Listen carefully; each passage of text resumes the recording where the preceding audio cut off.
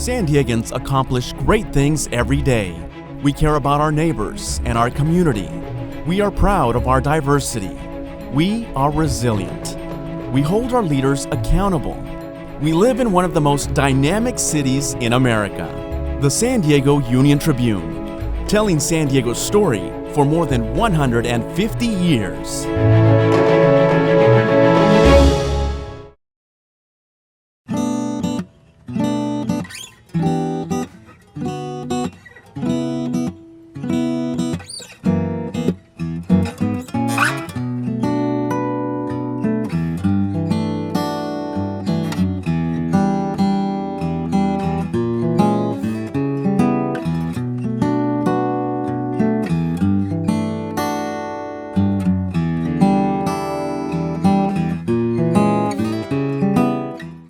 Hello, everybody. My name is Rudy Francisco, and I would like to welcome everybody to the San Diego Union-Tribune Festival of Books. It's such an honor, to be a part of this. I remember reading the Union-Tribune like when I was a kid. I used to read it with my father, and like being a part of this event, considering that it's sponsored by the Union-Tribune, and what an important institution this paper is. Like, I'm just really, I'm honored. I'm honored to be here because I was born and raised in San Diego.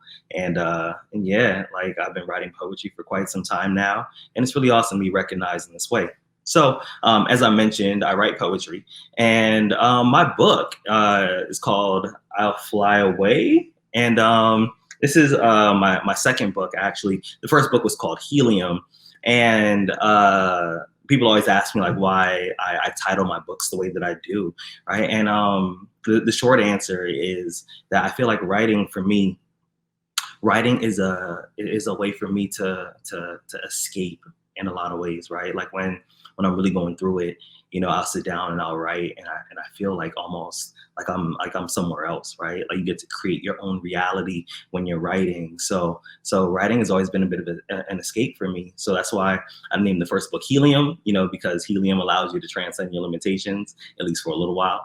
And then I titled the next book I'll Fly Away, and also to sort of keep in line with transcending your limitations. Like there's a boy in a hot air balloon on the cover, and the reason why I called it I'll Fly Away, in this book I speak a little bit about my family, and it's something that I don't do often, right? And I'll Fly Away is actually the name of a gospel hymn, and it's one of the few songs, maybe the only song that my mother and my father all like, and we all like different versions of it. My dad likes the version that's by, I believe he likes the version that's by Patsy Cline.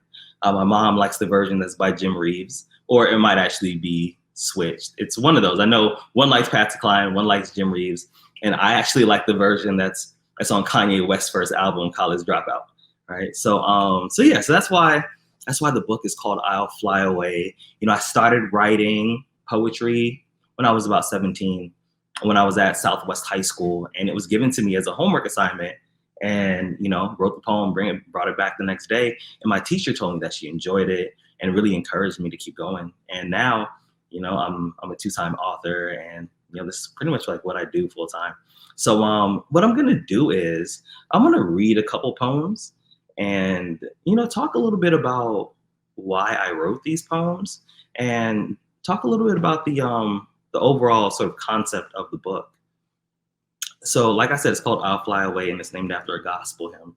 But one of the running themes throughout this book is it's important to note that both my parents, they're actually from Belize, and they speak English, but they also speak a language called Garifuna. And my mother, sometimes like she would say words in Garifuna and would ask me, like, oh, like what's the translation for that? And a lot of times there actually wouldn't be one.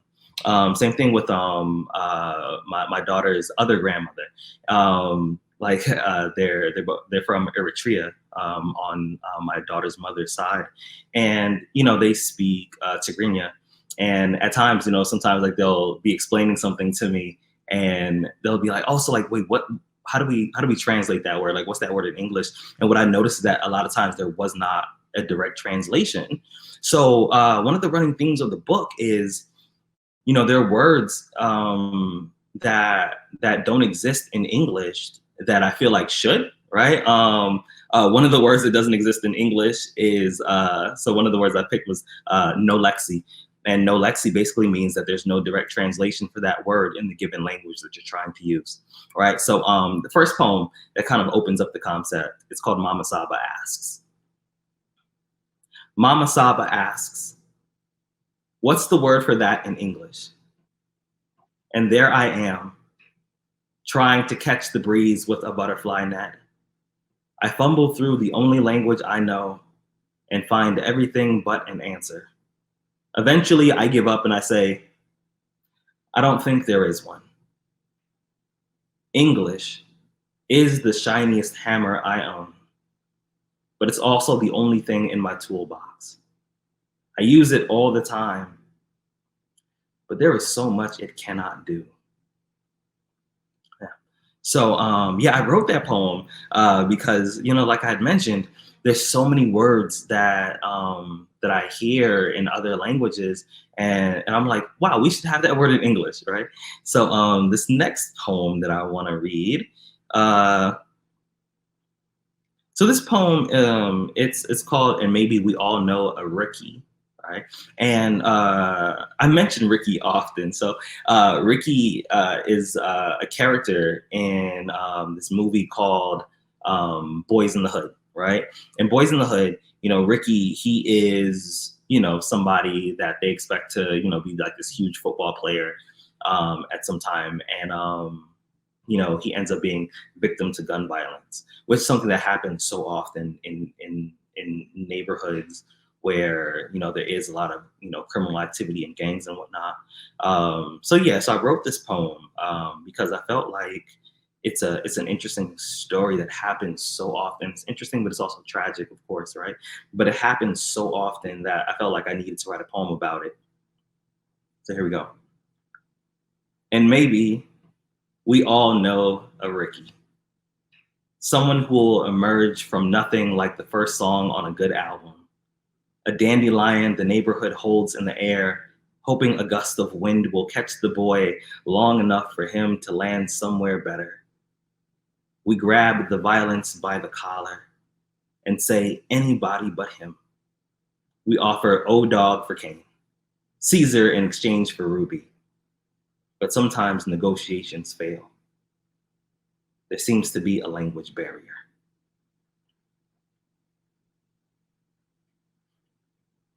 So this next poem that I want to read is also similar in that vein. I think now it's been 2 years, I believe, since the passing of Nipsey Hussle, and he was such an important figure in the Los Angeles community and nationwide as well. And when we received the news that he had his life taken from him, a couple days later, I decided to write this poem. What I know is this: a runner doesn't always cross the finish line, but a baton can look like a microphone depending on how you hold it. I know that a marathon can become a relay as long as there is someone willing to finish the race. I know that a victory lap isn't over until the music stops. I know that a person is still alive if you remember to say their name. Nipsey. All right, and this next poem, I'm gonna read 2 more poems, and then that will be my time. But this next poem that I wanted to share, what I realized about myself is that maybe a couple years ago, like I realized how holding a grudge can often impact you, right? And the way that you feel and the way that you're using your energy. I realized that I had been holding on to a lot of grudges, and I realized that I also had to let a lot of those go, and I felt like I needed to write about it. And this is what I came up with. I once held on to a grudge for so long, I forgot how the conflict even started. I let the anger build an entire city in my hands, and I was the mayor for more years than I'm comfortable admitting. Since then, I realized that this kind of rage is not worth its carry. And forgiveness is a little hard to find, but it's the only town I want to live in. It's quiet there, and real estate is cheaper.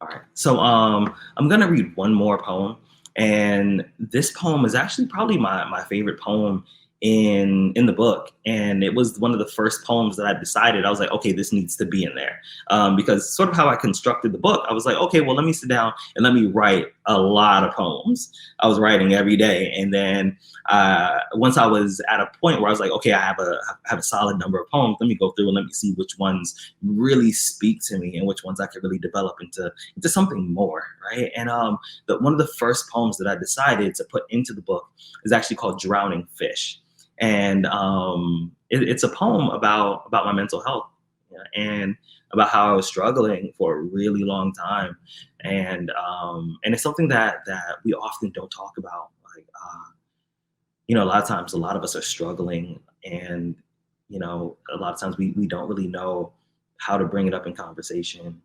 We don't really know how to ask for help. So I felt like it was an important topic. So here we go. During the winter of 2015, the residents of Hampton Bay, Long Island woke up to what they say was the worst smell they had ever experienced. Mysteriously overnight, 1,000 fish had died in the canal. After thorough analysis, they found that the oxygen level was too low and all the fish had drowned. Upon hearing the news, many had questions like, how does a fish drown? Don't they have gills? Don't they have a fin and a tail? They said things like, aren't they built to survive in that environment? And perhaps this is the best analogy for my depression.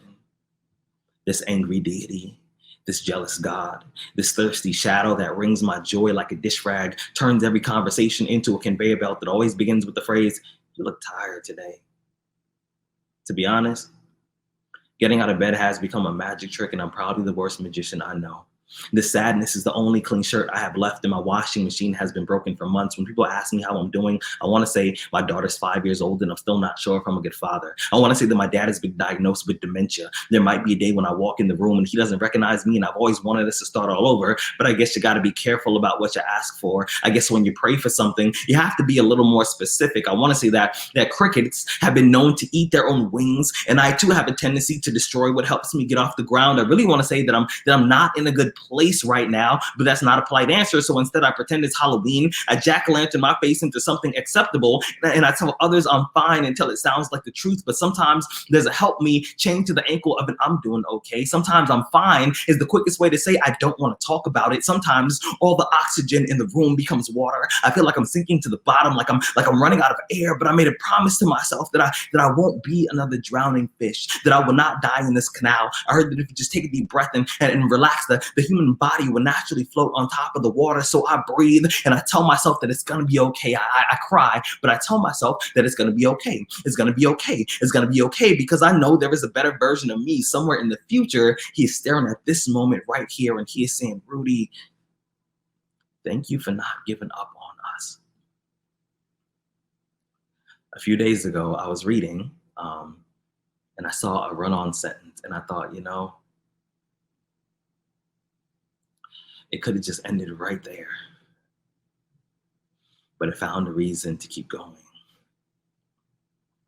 I smiled and I said, well,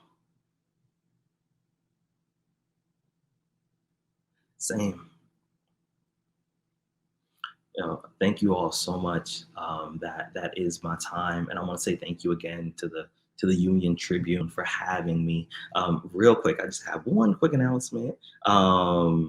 If you would like to support and buy the book, please support indie booksellers.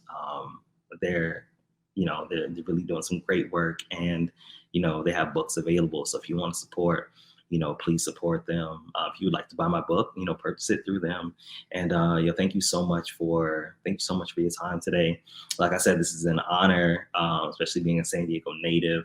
So thank you to the Union-Tribune. Thank you all for having me today. It's been an absolute pleasure.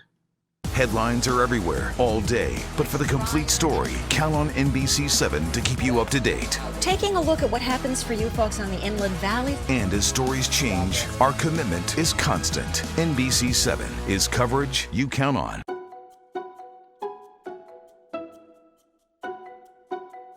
Hello, I'm Jose Cruz. I'm the CEO for the San Diego Council on Literacy. We work with a network of 29 youth, adult, and family literacy programs that annually serve 160,000 residents of all ages at no cost. Our mission is to unite the community to support literacy. It's an exciting year for us. It's our 35th anniversary. It's also the 5th anniversary of the San Diego Union-Tribune Festival of Books. The San Diego Council on Literacy is a beneficiary of this event. So when you participate, you support literacy, especially through the author panels. And just in general. So when you participate in this event, you also make it possible for another person, a child or an adult, to improve their reading and writing skills so they can read the books that you read. We have our favorite event activities. We like the Storytime Hour, and you probably have your favorites too. So we hope that you'll join us at the San Diego Union-Tribune Festival of Books and learn more too about the work of the San Diego Council on Literacy by going to literacysandiego.org. Thank you.